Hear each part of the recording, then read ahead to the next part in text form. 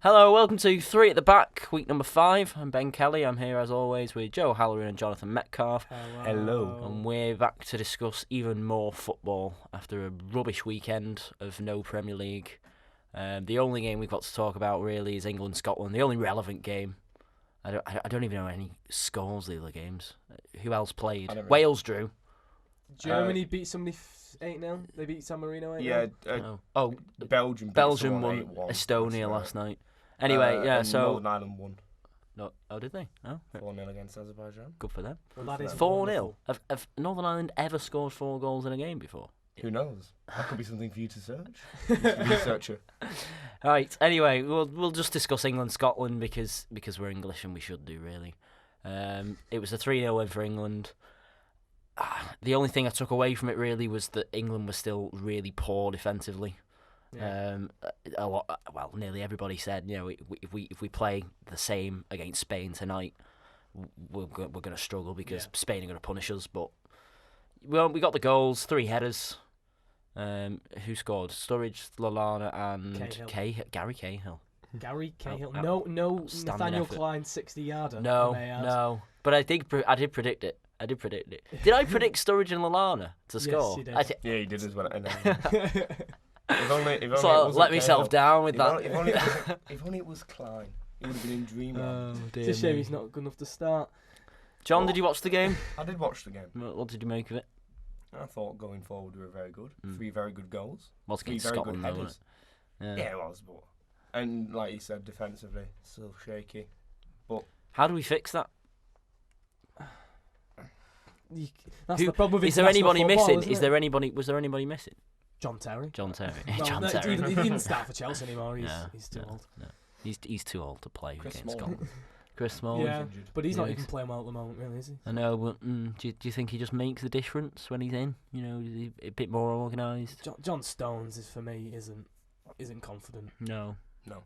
No, and he was sloppy, wasn't he? He struggled a few times on the ball, and Pep's encouraging that at City all the time, and you sort of get into that habit as a player, and then he was sort of dawdling on the ball, he was giving it away, and obviously he was. I think he did have a couple of moments where really he was the cause of the defensive problems. So he needs to learn. Really, he will learn. He needs to learn when to get rid, and his decision making needs to improve. But a 3-0 win, although we might get it deducted off us for wearing a poppy. Oh no! God forbid. They wore a poppy as well. But they're not going to qualify, are they? Let's be honest. Yeah. No. Wales didn't wear a poppy, which I can understand because I think England will qualify whether regardless of whether we get these 3 points, and I think Wales are sort of thinking of the greater good. They can't risk it. Mind you, they'll only be losing a point, won't they? Yeah, so it isn't. But they've definitely gained a point. They're not going to get in trouble.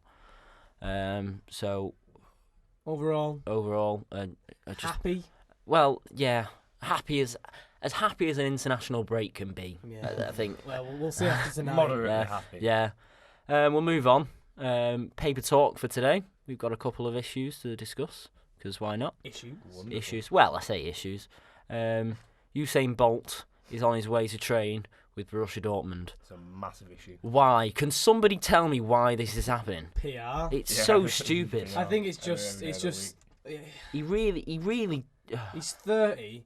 He's not good enough to play football. He's not going to get signed by anybody. No. He'd probably do some good because Dortmund do have some pacey players. But Bolt's not even a long distance runner. Will he play? Is he just going to train? Isn't he? No, he's just going to train. He's not a long distance runner, so I'd rather have Mo Farah training my players. Yeah, for the publicity. Exactly. It's part of the name, isn't it? The whole. Yeah. I wonder why he's chosen Borussia Dortmund.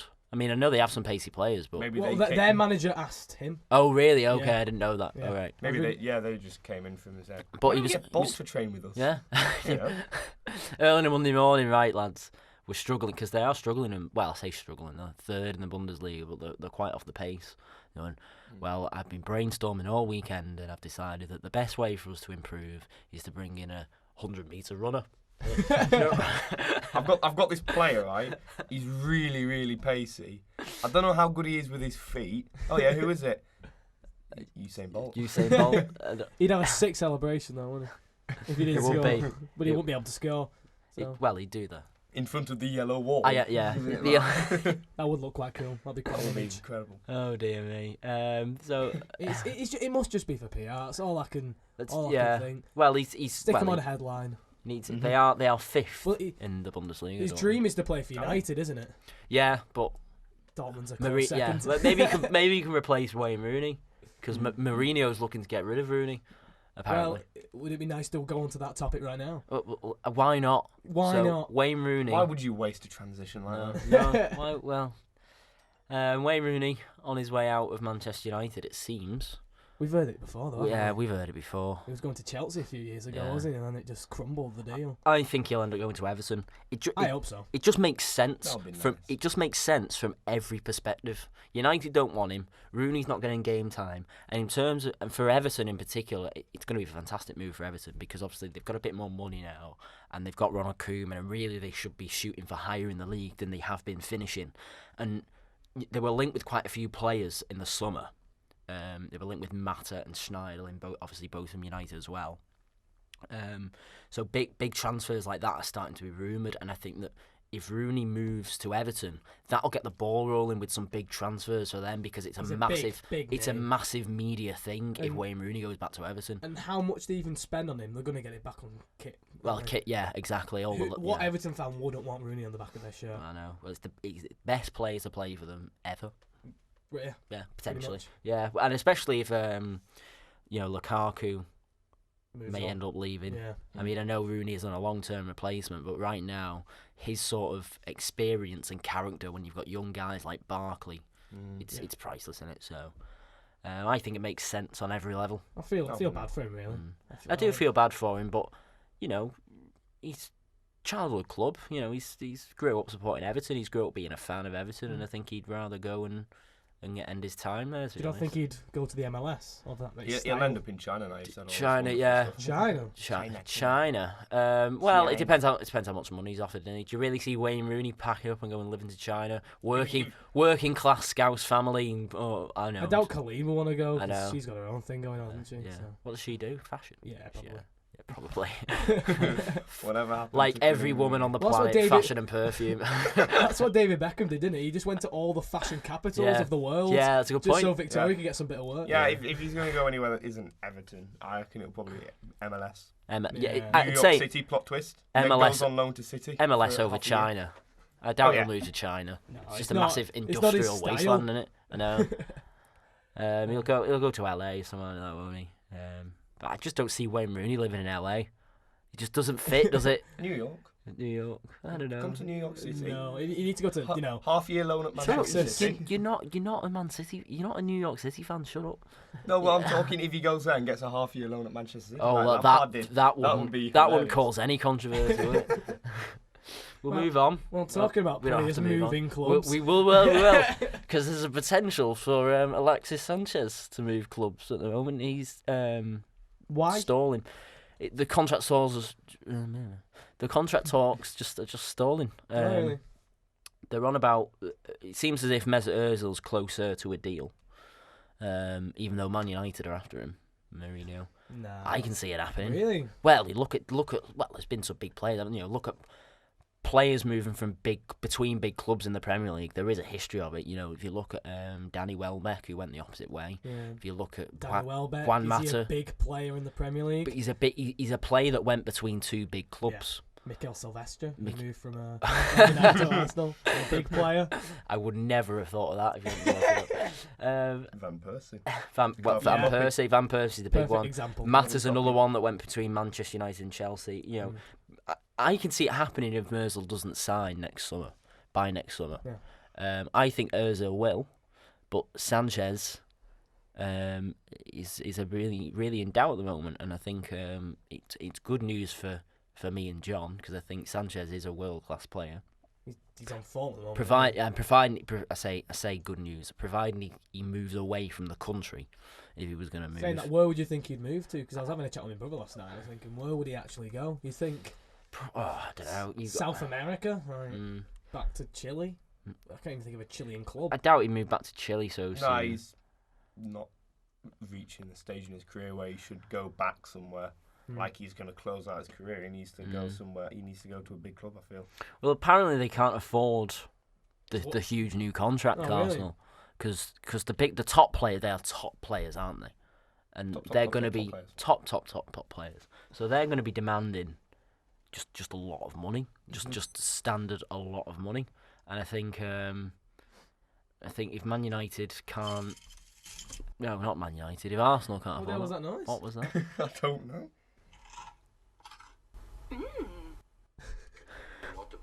Oh, so he said I'm not on you.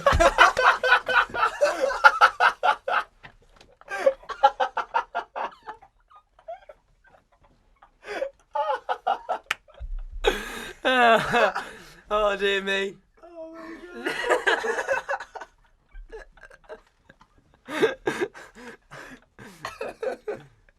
Where's Sanchez going to? Sanchez, I've absolutely no idea where Sanchez is going Barcelona? to. No, probably back to Barcelona. Sanchez, here we go, from sillyseason.com. Sanchez, the word on Sanchez is less positive, with talks ongoing since August having made no breakthrough. This has sparked interest from Manchester City and Juventus, who are both reportedly prepared to pay $50 million to land the 27-year-old. $50 million? John, would you pay £50 million for Alexis Sanchez? No. No? No. Yeah, you're with 99% of the population there, I think. How much would you pay for Alexis Sanchez? He's 32? He's 27. Alexis Sanchez is 27? Yeah. Jesus. He burst onto the scene really young. He was at Udinese in Italy. And then he went from there to Barcelona. That's a change. I thought he was older. 50 million didn't seem that out there. Well, yeah, but would you rather pay 50 million for Sanchez or Ozil? At the moment, I'd say Sanchez is playing better than Ozil. Ozil, I know he scored like 3 goals, but he's only got 1 assist. Well, I don't know what he did. I know it's international break. International break. He's only got. Well, would you take Sanchez in your team, John? No, I don't think I would. No, not at all. No, I don't think there's space for him. Too many at all. Players. You wouldn't have him on your bench. You wouldn't have him in the squad. But I don't think Sanchez is the kind of player you want to be having on your bench. Well, I think if you've got no problem. I think sticking Nasri there for 5 seasons. Yeah, but I think if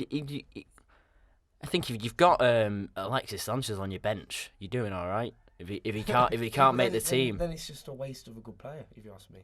So you just keep him on your bench. Oh yeah, it's nice. Look at this. Look at the aesthetics. That baffles me that you wouldn't take him at all. No, I don't think I would. Really? Would you? I'd take him. Yeah. I'd take him at Brentford. Well, you know, the move's as good as done Scotty now, Hogan is struggling, isn't he? So I'm sorry, that does baffle me because I don't see if maybe not for 50 million, but it is interesting where they've got that figure from because obviously there's a lot of debate at the moment about the transfer market and things like that, and it is interesting how do clubs define a player's worth? How you've got that 50 million for Sanchez? How would you arrive at a figure for a player like Sanchez? Is 50 million too high? Is 50 million too low? And why? What? Well, you've got to look at how good's the player. Yeah. How good the player's gonna be, and just what, because you need a return essentially, don't you? That's what you want. You want a return, even if it's from kit sales or it's from the trophies that you'll win through the player. You want a return off the money, and that's obviously why you spend money to make money, essentially. Yeah. So if a club wants to buy Alexis Sanchez, a team like Juventus, I just don't feel there's any point. They're going to win a trophy either way. Well, yeah, they're good. They're walking Serie A at the moment, aren't they? So it's like, why spend 50 million when you're just going to win it anyway? But you're always looking. But I think Juventus are probably looking at the Champions League. Yeah, that's their thing. Well, they got to the final a few years ago, didn't they? Yeah, it's 2015.